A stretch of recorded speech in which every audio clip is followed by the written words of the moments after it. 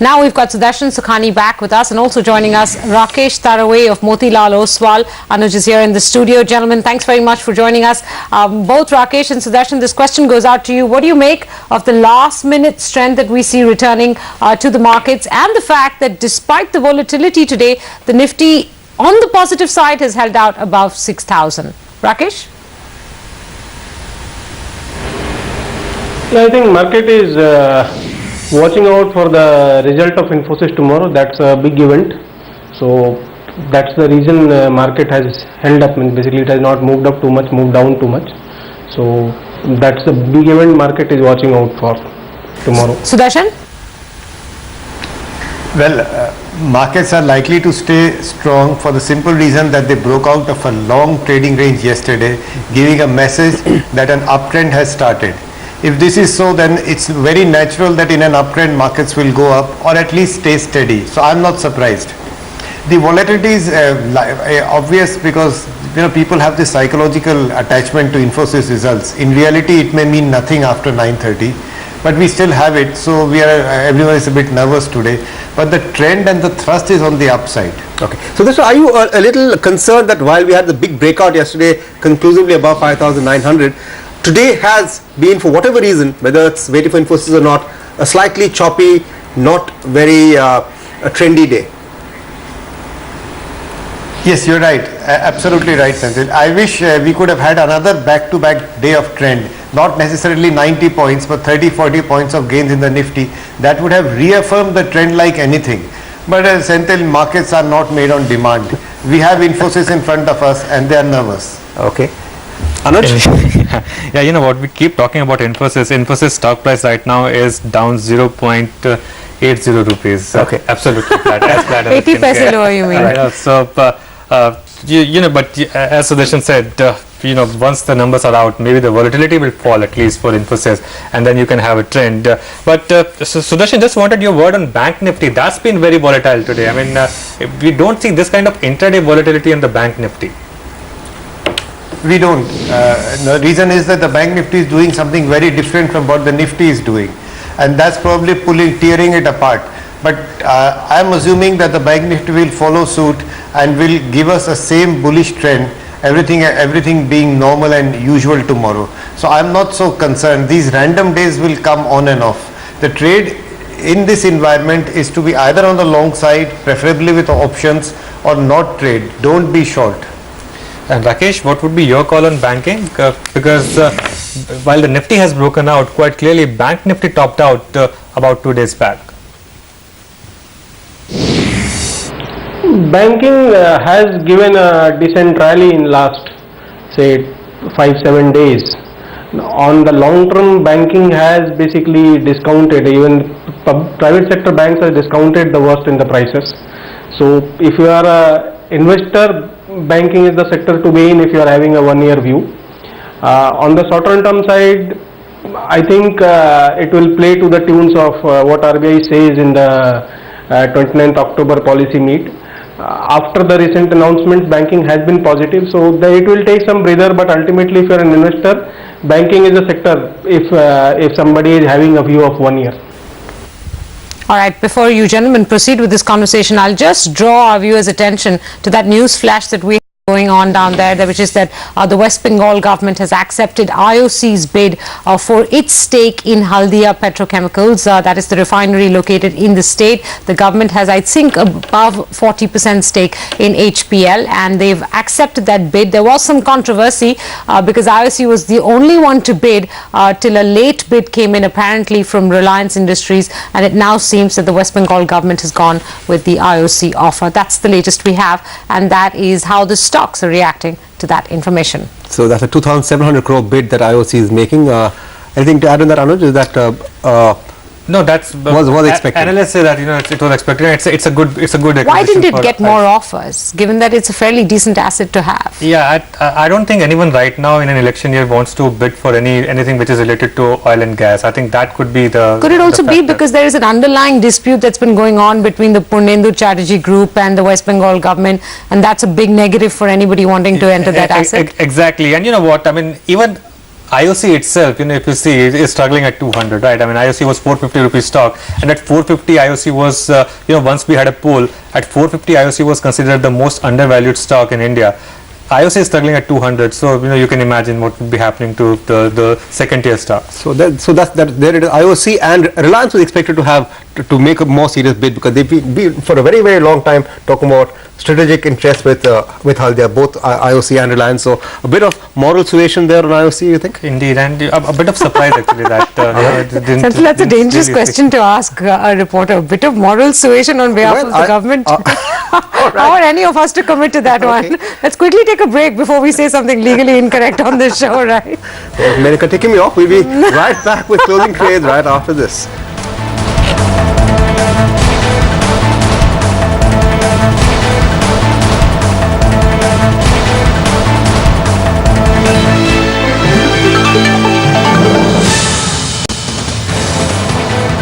Welcome back. All the indices back now in the green, but just about in the green. We're looking like we're heading for a closely flat finish.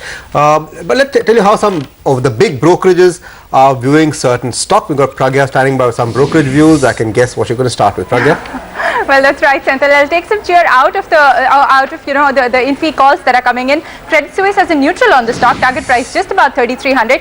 They believe that the stock is extremely volatile on the results day, swinging from minus 21% to plus 17%. They're recommending investors to focus on the medium term. As far as the result expectations go, expecting a dollar revenue growth of about 3%, flat margins on a quarter-on-quarter basis. FY14 guidance and employee metrics will be the key factors that they'll look out for in tomorrow's results.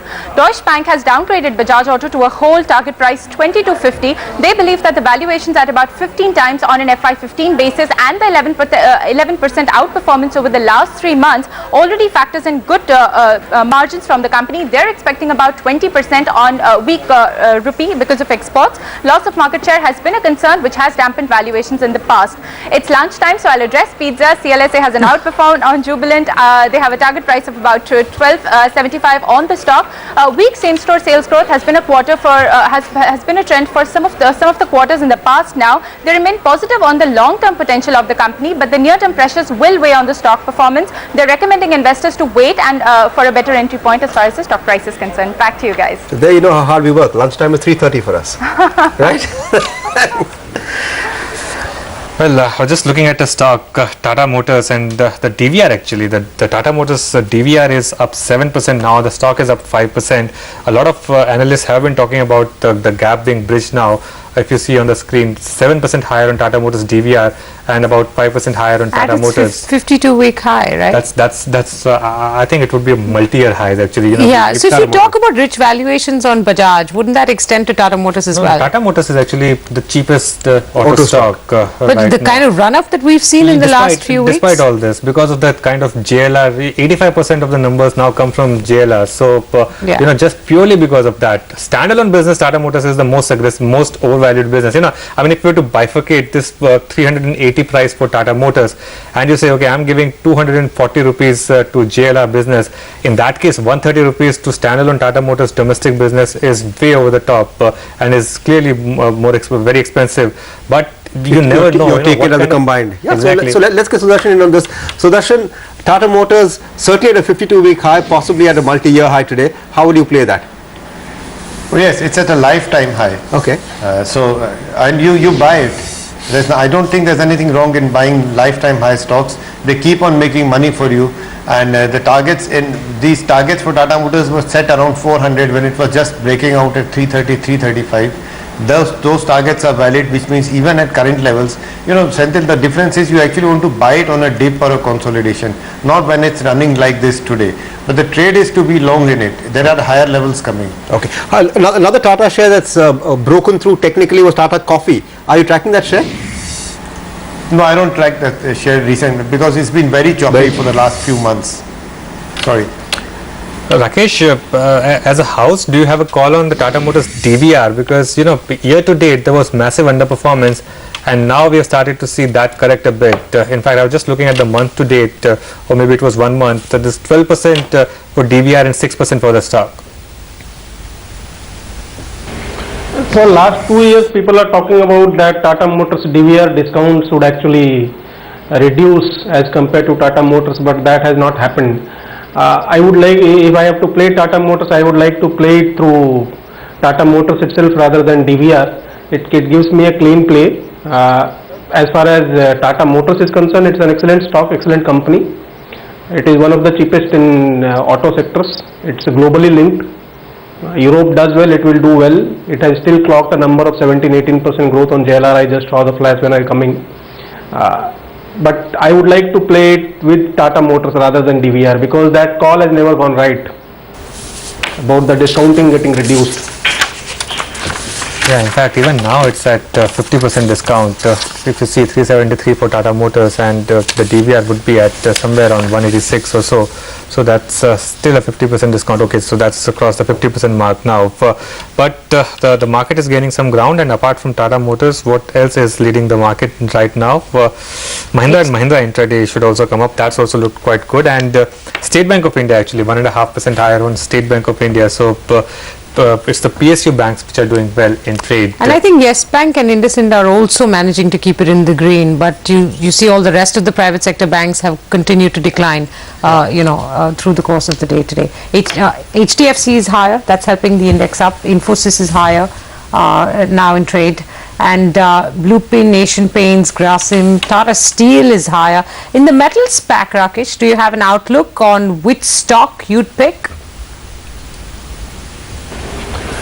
We have a outlook on Hindalco, means there we are positive. We are positive on NMDC. NMDC has taken a price hike today after almost a year. Valuations are, basically valuations have discounted everything negative. It's available at everything single digit EBITDA. We have a target of around 160 rupees. Price hike is a very important step. So we are positive about NMDC 100%. We are positive about Hindalco also. Okay, a minute to go. Anuj, you just want to take us through what's helping this slight uptick. Infosys certainly has come back to winning. Indeed, Infosys has come back to winning ways and is ending, on the last hour high. So, which is quite interesting. Whenever a stock does that ahead of the event, you know that the market is predicting something good because the numbers will come before the markets will open. In fact, the Nifty is also ending almost at the high. 6,030 is what we have on the Nifty today. So if Infosys numbers do well tomorrow and you have a start, who knows, maybe the Nifty has a date with that 6100 mark. But let's focus on today's trade. The biggest mover was Tata Motors, 5% higher on that one. Ranbaxy, which has really been in a one-way up move of late, 3.5% higher on that. NMDC, Lupin were two other gainers in trade. What would have helped index today would have been, apart from Infosys, of course, State Bank of India, HDFC, which has a large weight on the index, so 1% higher on HDFC. NTPC, again a stock with high weight on the index, up about 2%. And that sort of negated any kind of move that came from Lever, which was down about 1.5%, and Coal India, which was the other notable loser, down about 1%. But really the story of the day today, apart from Infosys, was the completely mixed trend that you had seen in the banking names, which is 25% of your index all over the place. So SBI a big winner and pulling it down was... Exactly, SBI was a big winner. On the other hand, you had Kotak and Axis, which were down. HDFC Bank was down, but HDFC was up. So it was really all over the place for the banking stocks, which is quite intriguing and which would worry a lot of people actually. As Sudarshan was also saying that it quite clearly Nifty's uptrend is quite clearly visible, which is not the case for Bank Nifty right now. But Sudarshan, what do you make of today's closing? As Anand is pointing out, we're having one major component which could take away all the good work that's being done by IT and the rest, the banking. No, I don't think banking will be a laggard. It cannot be. The very fact that Nifty is cheerful, if it is cheerful tomorrow, I think banks will catch up. So banks should be the focus in the morning. And which banks, Sudarshan? I mean, in particular, would it be PSUs, private, or would it be best to play with the Bank Nifty itself? No, either the Bank Nifty or the private banks. The three banks I could name, I'm naming are HDFC Bank, ICICI Bank, and Yes Bank. Okay, so Yes Bank, of course, did quite well. Rakesh, what's your call on Lever now? I mean, quite clearly, it's now making a base around the 600 mark. Every time it goes towards 600, there's some buying, but it's not able to sustain beyond 620 or so. How would you be positioned on that one? We are not too positive on levers prospects because their margins will be coming down. They have said time and again that volume pressure is there. They are advertising hugely for the detergent piece. So there is a pressure on performance. 600 mark is there because it will be held by the buying from the promoter.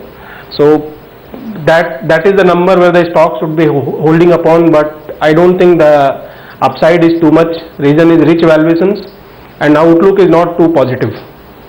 Sudarshan, some shares that we saw volume today were on the mid-cap power shares. Jayaprakash Power, Kalpataru, you got a view on those? Well, Zentin, I'm not a big fan of buying big cap stocks generally. I prefer blue chips all the time. I'm so sorry. Well, I'm just going back to Infosys intraday chart. Someone knows something, the last 1 minute of trade with the kind of volumes that we had in the last 1 minute of trade on Infosys and the big surge. The market is pricing in maybe a blockbuster. Result session from them tomorrow. We will know at about 8:30 in the morning tomorrow. They will. One thing is given that rupee number would be a big blockbuster. Both in terms of at least the rupee revenue number would be big number. That was the last quarter. But that's a one-quarter blip, isn't it? Yeah, but the call is that Infosys is 16 times 1 year forward earnings. TCS is 22 times. TCS has been consistent, so it deserves the gap. But has the return of NRN stabilized things going forward? Isn't it A, too early to tell, B, the big management move, C, the rupee boost is a quarter boost at the max, or a spillover may be a little bit into this quarter, right? So maybe that is what that's what's explaining the 6 point difference between the valuation which already exists. 16 times versus 22 16 times. That's the point. That's fine. Which we could see. So maybe from now on at least it will be at par with TCS. If not catching up with TCS, then at least move as much as maybe a TCS does. Because if you see over the last 3 months also, TCS has quite clearly again stolen. You don't think that they have to do, I think, at least a couple of quarters of hard work before they catch up to TCS's valuations? Because they've lost a lot of ground in the last year and a half. As Anuj will tell you, the markets always price it ahead, maybe 3 quarters before and not just 2 quarters. Yeah, but that may be too preliminary or Maybe premature. 5 or 6 quarters. So I'm saying that's what I mean in terms of stock catch up, at least another 2 quarters, because you will see, I think, any positive impact of Murthy's return or stabilization in top management, or whether this rupee boost works out, besides this rupee boost, whether the buoyancy stays, only if you look at it over 2 or 3 quarters, right? The call is that maybe the discount has now topped out, the discount that exists between Infosys and TCS, that if you see market cap right now, if the discount is to be maintained the same level, 22 and 16 or whatever proportion, you're going to see Infosys now catching up a little bit. Right now TCS market cap is 2.4 times Infosys. That is, TCS is equal to Infosys plus Infosys plus change. Yeah. When they had listed, Infosys was higher than TCS in market cap. So it's been that kind of outperformance that you have seen from TCS. So maybe, if things are stabilizing. Of course, Anush, there was a time when the tables were entirely turned, right? So there was Infosys far ahead of TCS, and TCS, despite a higher revenue, had lower margins and all of that. They've done a stellar job in the last 3 years in terms of possibly the same reason why FIs stay invested in India, because they don't want to get caught out when the boom happens. I think that's the point Infosys is at, and that's the point Anuj is making. So possibly that's why. Anyway, we'll know tomorrow. 8:30 is when those numbers come out. Sudarshan, thank you so much for joining us. Rakesh, thank you so much for joining us. We'll of course be talking to you later in the week and next week. Will Infosys Q2 earnings surprise the market positively? That's our money control question of the day.